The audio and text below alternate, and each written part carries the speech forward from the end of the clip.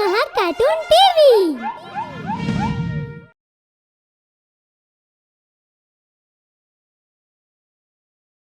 Hello बच्चों, आज मैं आपको पंचतंत्र की एक और नई कहानी सुनाऊंगी जिसका नाम है जंगल का राक्षस।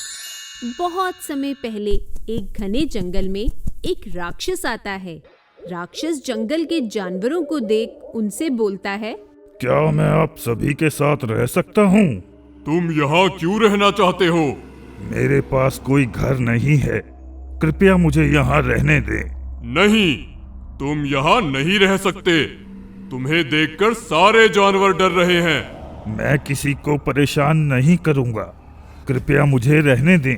मेरे पास रहने के लिए कोई जगह नहीं, मुझे अकेले रहना पसंद नहीं है। महाराज, मुझे लगता है हमें इस राक्षस को यहाँ रहने देना चाहिए। हाँ, हमें हर जरूरतमंद की मदद करनी चाहिए। ठीक है, तुम यहाँ रह सकते हो, लेकिन तुम कभी भी किसी जानवर को नुकसान नहीं पहुँचाओगे। वैसे तुम्हारा नाम क्या है? मेरा नाम बब्बू है और मुझे आपकी कही हर बात मंजूर है। बब्बू जानवरों के साथ जंगल में खुशी खुशी रहने लगता है। धीरे धीरे जानवर बब्बू से दोस्ती कर लेते हैं, लेकिन अभी भी कुछ जानवर बब्बू को नापसंद करते हुए उसकी हर बात में खामी निकालते रहते थे। एक दिन बब्बू चिड़िया की मदद करने के लिए उसके बच्चों को पेड़ की निचली डाली से उठाकर ऊंचाई पर रख रहा होता है। मैंने कहा था इसे यहाँ ना रहने दे। अब देखो, ये चिड़िया बहन के बच्चों को खा रहा है। बंदर की आवाज सुनकर सभी जानवर वहाँ आ जाते हैं। उन सभी के साथ चिड़िया भी वहाँ पहुँचती है। सभी अपनी आंखों से देखो, तुम भी देखो चिड़िया बहन, ये तो मैं आ गया, नहीं तो आज ये राक्षस तुम्हारे बच्चों को खा ही जाता। बंदर भाई, तुम गलत समझ रहे हो। मैं अपना घोंसला निचली डाली से हटाकर ऊंची डाली पर बना रही थी, जिसके लिए मैंने बब्बू भाई से मदद मांगी थी कि वे धीरे से मेरे बच्चों को उठाकर नए घोंसले में रख दे। बंदर भाई, हमें पता है कि तुम हम सबकी चिंता करते हो, लेकिन फिर भी तुम्हें किसी के बारे में कुछ भी बोलने से पहले थोड़ा सोचना चाहिए। आखिर बंदर ने ऐसा क्या गलत कर दिया? वह तो बस चिड़िया की भलाई सोचकर ही बोल रहा था। वैसे भी हम इस राक्षस पर भरोसा नहीं कर सकते। काऊ काऊ। जानवरों की बात से दुखी होकर बब्बू वहाँ से चला जाता है। बब्बू को जाते देख कबूतर उसके पीछे चला जाता है। कुछ दिन बीत जाते हैं, लेकिन बब्बू जंगल में किसी को भी दिखाई नहीं देता। एक दिन जब सभी जानवर साथ बैठे होते हैं, तो शेर बब्बू के बारे में पूछता है। बहुत दिन बीत गए, लेकिन बब्बू कहीं दिखाई नहीं दिया। क्या किसी को पता है कि वह कहाँ है? नहीं, मुझे तो नहीं पता। जिस दिन बंदर ने बब्बू पर इल्जाम लगाया था, उसी दिन से बब्बू जंगल में कहीं भी दिखाई नहीं दे रहा। मुझे लगता है कि वह जंगल छोड़कर चला गया है। तुम मुझ पर इल्जाम मत लगाओ, इसमें मेरी कोई गलती नहीं है, तुम्हारी ही गलती है। अगर तुम उसे इतना बुरा नहीं बोलते तो वह जंगल छोड़कर नहीं जाता। सभी बातें कर रहे होते हैं, तभी वहाँ बब्बू का हमशक्ल भाई डब्बू आ जाता है, जिसे सभी जानवर बब्बू समझ लेते हैं और उसके पास जाते हैं। तुम कहाँ चले गए थे? हम सभी को तुम्हारी चिंता हो रही थी। मैं तो इस जंगल में पहली बार आया हूँ, तो ये सभी जानवर मुझे कैसे जानते हैं?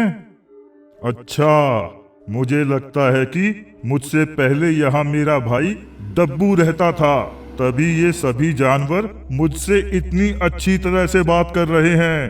दोस्त, कुछ तो बोलो, क्या हुआ है? तुम कहाँ चले गए थे? हाँ, मैं कुछ दिनों के लिए जंगल से बाहर चला गया था, लेकिन तुम सभी के बिना मेरा मन नहीं लगा, तो मैं वापस आ गया। यह तुमने बहुत अच्छा किया। मेरा भाई बहुत मिलनसार है। इन सभी को सच का पता ना चले, इसलिए मुझे भी उसकी तरह व्यवहार करना चाहिए। डब्बू अपने आप को बब्बू की तरह दिखाने के लिए वहां खड़े सभी जानवरों को एक एक करके गले लगाना शुरू कर देता है। इसी बीच वह बंदर को भी गले लगा लेता है। ये देखकर सभी जानवर एकदम आश्चर्यचकित रह जाते हैं। ये बब्बू बंदर को गले क्यों लगा रहा है? वह तो इसे बिल्कुल भी पसंद नहीं करता। चिड़िया कुछ बोलने ही वाली थी, तभी पीछे से उसे अपने बच्चों की आवाज सुनाई देती है और वे वहां से चली जाती है और उसी के साथ साथ बाकी जानवर भी वहां से चले जाते हैं। ये सभी मुझे डब्बू समझ रहे हैं। कितने बेवकूफ जानवर हैं। डब्बू जंगल में इधर से उधर घूमने लगता है और सभी जानवरों को परेशान करने लगता है। वे कभी किसी पक्षी को मुट्ठी में कैद कर लेता, तो कभी कमजोर जानवरों की पूंछ पकड़कर उन्हें हवा में घुमा देता। ये सब देखकर जंगल में हर कोई उससे डरने लगता है। पहले बब्बू ने बंदर को गले लगाया और अब ये सब? मुझे तो कुछ गड़बड़ लग रही है। हम तो पहले ही कहते थे कि यह राक्षस सिर्फ अच्छा बनने का ढोंग कर रहा था। मुझे तो भरोसा ही नहीं हो रहा कि यह वही बब्बू है जो हम सभी के साथ इतने प्यार से रहता था। आपको भरोसा करना पड़ेगा, यह वही है। अब उसका कोई जुड़वा तो आएगा नहीं। हाँ, ये मुमकिन हो सकता है कि ये राक्षस बब्बू नहीं बल्कि उसका कोई हमशक्ल हो। सभी जानवर राक्षस के बारे में बात कर रहे होते हैं। तभी वहां कबूतर आता है। कबूतर को देखकर चिड़िया बहुत खुश होती है। अरे दोस्त, तुम कहाँ चले गए थे? बहुत समय बाद दिखाई दिए। बंदर के इल्जाम लगाने के बाद बब्बू उदास होकर जंगल छोड़कर चला गया था और मैं भी उसके साथ चला गया था।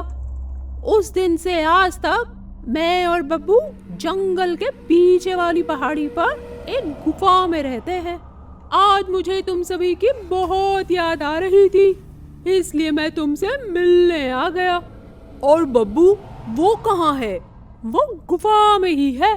अगर वह गुफा में है तो जाओ और उसे लेकर आओ। कबूतर फट से उड़ जाता है और बब्बू के पास जाकर उसे सारी बात बताता है। जिसके बाद बब्बू कबूतर के साथ जंगल में वापस आता है।